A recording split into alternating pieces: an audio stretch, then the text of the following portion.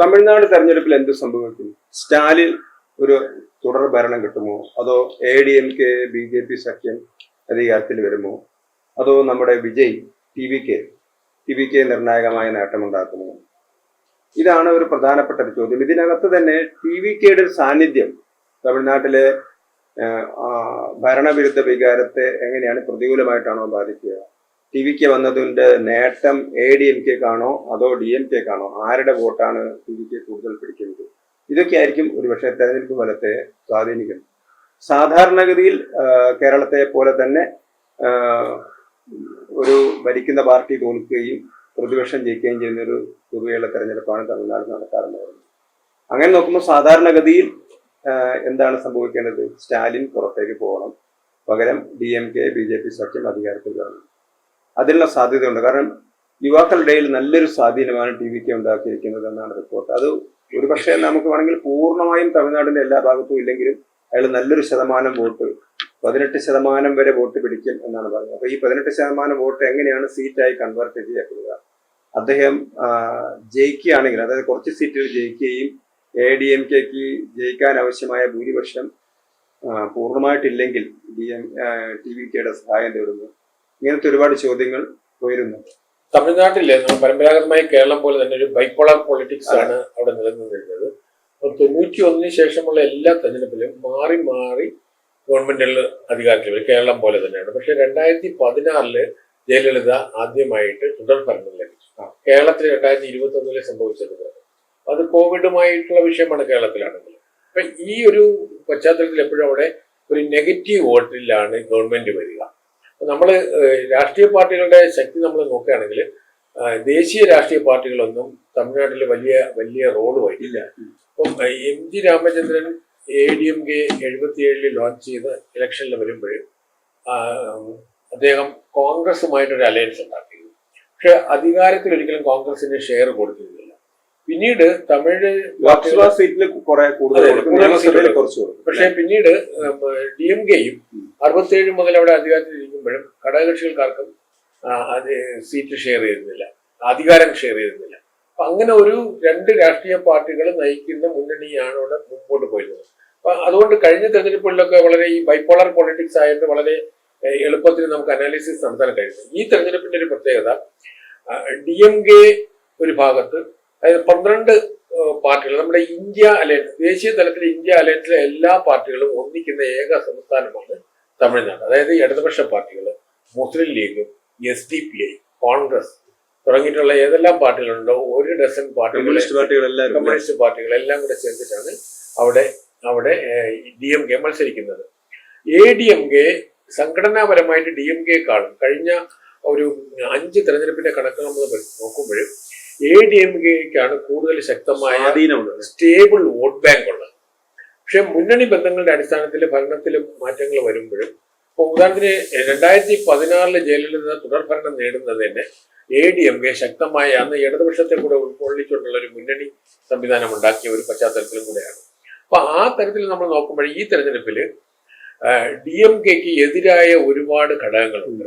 അതിൽ ഏറ്റവും പ്രധാനപ്പെട്ട ഫാക്ടർ എന്ന് പറയുന്നത് നമ്മൾ പരമ്പരാഗതമായി സർക്കാരിനെതിരായ ജനവികാരം ഒരു ഭാഗത്ത്, അഴിമതി, അവിടെ സ്ത്രീകൾക്കെതിരായ അക്രമം തുടങ്ങിയിട്ട് ഒരുപാട് വിഷയങ്ങളുണ്ട്. അതൊരു ഭാഗത്ത് നിൽക്കുന്നു.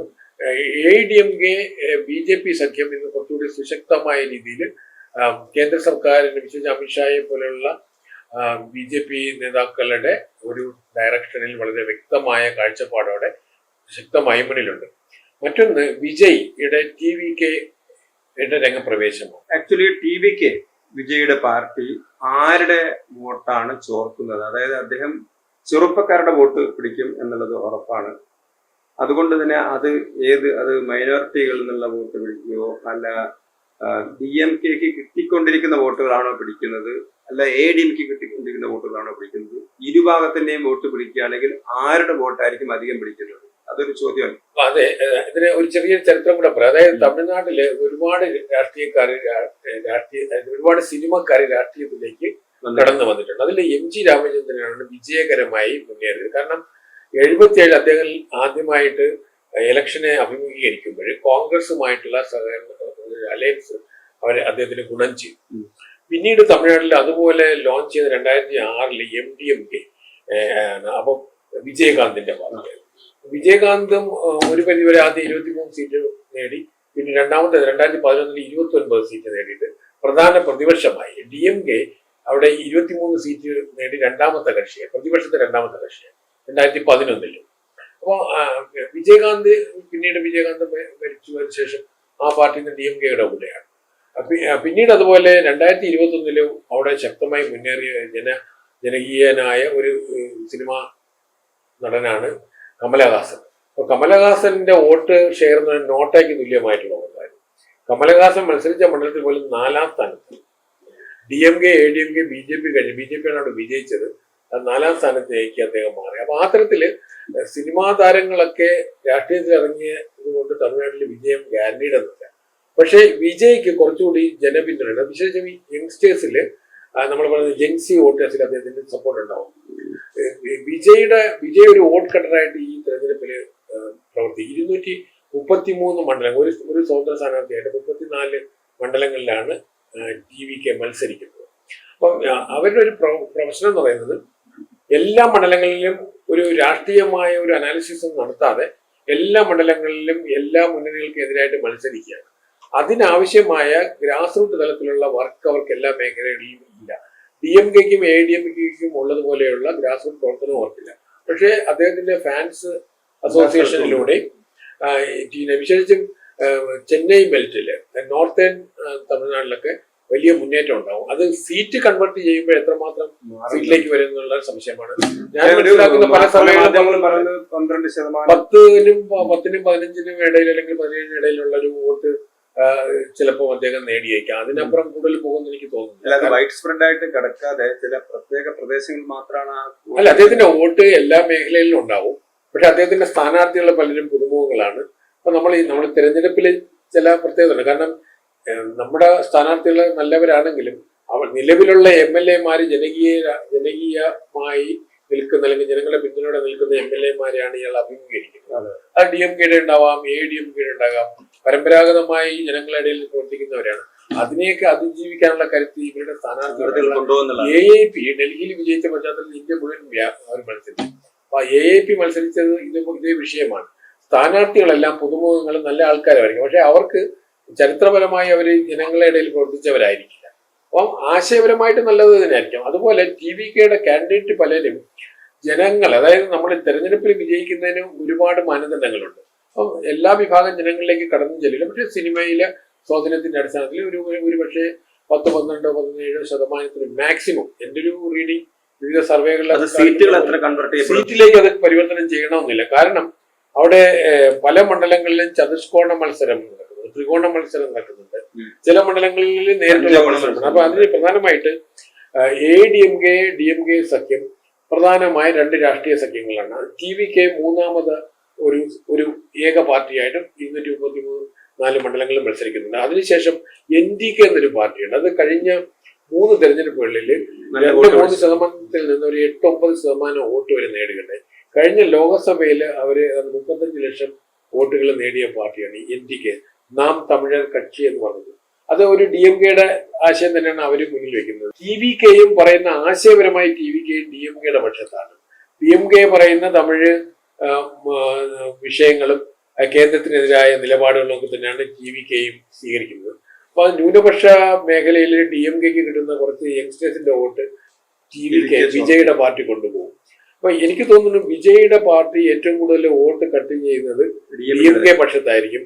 ADMKയുടെ ഒരു ചെറിയ ഷെയറേ കാണുള്ളൂ. കാരണം ADMKയുടെ വോട്ട് കൂടുതലും തെക്കൻ അതുപോലെ പടിഞ്ഞാറൻ മേഖലകളാണ്. പരമ്പരാഗത വോട്ട് ചെയ്യുന്നവര് കർഷകരായിട്ടുള്ള മേഖലയിലൊക്കെ നല്ല സ്വാധീനമുള്ളതാണ്. 2021 തെരഞ്ഞെടുപ്പില് ADMKക്ക് 33.29%, DMKക്ക് 37.7% വോട്ടാണ് ലഭിച്ചത്. അത് ADMK പ്രധാനമായിട്ടും പരാജയപ്പെട്ടത് മുന്നണി ഈ ദുർബലമായിരുന്നു എന്നുള്ളതാണ്. 39%, 39.7%, ഏതാണ്ട് 40% വോട്ട് ADMKക്ക് ഉണ്ടായി. ലോക്സഭാ തെരഞ്ഞെടുപ്പിൽ ADMK BJP രണ്ട് മുന്നണികളായിട്ട് മത്സരിച്ചു. BJP 19% വോട്ട് നേടി. BJP സഖ്യം അണ്ണാമലയുടെ നേതൃത്വത്തിൽ ADMK 21% വോട്ട് നേടി. അപ്പം ADMK BJP സഖ്യം കമ്പൈൻഡ് വോട്ട് ലോക്സഭയിൽ 40+ലേക്ക് പോയിട്ടുണ്ട്. അപ്പൊ ഈ തെരഞ്ഞെടുപ്പിൽ TVK ഫാക്ടർ പ്രധാനമായിട്ട് വർക്ക് ചെയ്യും. അപ്പൊ അങ്ങനെ വരുമ്പോഴത്തേക്കും DMKയുടെ വിജയ സാധ്യതയെ TVKയുടെ ഒരു വോട്ട് കട്ടറായി മാറും വിജയ്. അതിന് സമാന്തരമായിട്ട് സംസ്ഥാനത്തെ ക്രമസമാധാന വിഷയം, സ്ത്രീകൾക്കെതിരായ ആക്രമണം, നമ്മൾ നേരത്തെ സൂചിപ്പിച്ചതുപോലെയുള്ള നിരവധി വിഷയങ്ങൾ, ആന്റി ഇൻകംബൻസി ഫാക്ടർ ഉണ്ട്. അപ്പം മാത്രമല്ല തമിഴ്നാട്ടിൽ പരമ്പരാഗതമായി ഗവൺമെന്റിനെ മാറി സ്വീകരിക്കുന്ന ഒരു സമീപനം അവിടെ നിലവിലുണ്ട്. മാത്രമല്ല ADMKയുടെ സംഘടനാ ശക്തി ക്ഷയിച്ചിട്ടില്ല. പക്ഷെ ADMKയുടെ മുന്നണി ശക്തി DMKക്ക് ഉള്ളതുപോലെയുള്ള സംഘടനകളുടെ സപ്പോർട്ടില്ല എന്നുള്ളതല്ലോ. പിന്നെ DMKക്ക് മേൽക്കോയ്മയുള്ള മേഖലയിലേക്കാണ് TVK ശക്തമായി മുന്നോട്ട് വരുന്നത്. അപ്പൊ ആ തരത്തിൽ നോക്കുമ്പോഴത്തേക്കും ഈ തെരഞ്ഞെടുപ്പില് ഒരു വോട്ട് കട്ടറായിട്ട് ഞാൻ മനസ്സിലാക്കുന്നത് TVKയും NDKയും കൂടെ ഒരു 10-17% വോട്ട് മാറ്റാനുള്ള സാധ്യതയുണ്ട്. അങ്ങനെ വരികയാണെങ്കിൽ ADMKക്ക് കൂടുതൽ അനുകൂലമായ BJP സഖ്യത്തിന് കൂടുതൽ അനുകൂലമായ സാഹചര്യം ഉണ്ടാകും. കാരണം തമിഴ്നാട് നമുക്കറിയാം വികസനപരമായി നോക്കുമ്പോഴും ഒരുപാട് വ്യാവസായിക മേഖല വലിയ മുന്നേറ്റം നടത്തിയ ഒരു സംസ്ഥാനമാണ്. അത് കേന്ദ്രവും സംസ്ഥാനവും കൂടെ ഒന്നിച്ചു നിൽക്കാനുള്ള കൂടുതൽ മുന്നോട്ട് വരാൻ കഴിയും. ആ തരത്തിൽ നോക്കുമ്പോഴത്തേക്കും നമ്മൾ ഈ ആസ്പിറേഷണൽ പോളിറ്റിക്സിൽ വിശ്വസിക്കുന്ന യങ്സ്റ്റേഴ്സ് ADMK BJP സഖ്യത്തിലേക്ക്, അപ്പം നരേന്ദ്രമോദിക്കുള്ള ജനകീയത തമിഴ്നാട്ടിൽ വളരെ വലുതാണ്. ആ തരത്തിൽ ആ പിന്തുണയും ADMKക്ക് ലഭിക്കാൻ സാധ്യതയുണ്ട്. അങ്ങനെ വരുമ്പോഴത്തേക്കും നമ്മുടെ സർവേകളിൽ DMKക്ക് കൊടുത്ത ആ ഒരു മുൻതൂക്കം അടിസ്ഥാനപരമായി ഈ തെരഞ്ഞെടുപ്പ് പ്രക്രിയ സ്റ്റാർട്ട് ചെയ്യുന്നതിന് മുമ്പാണ്.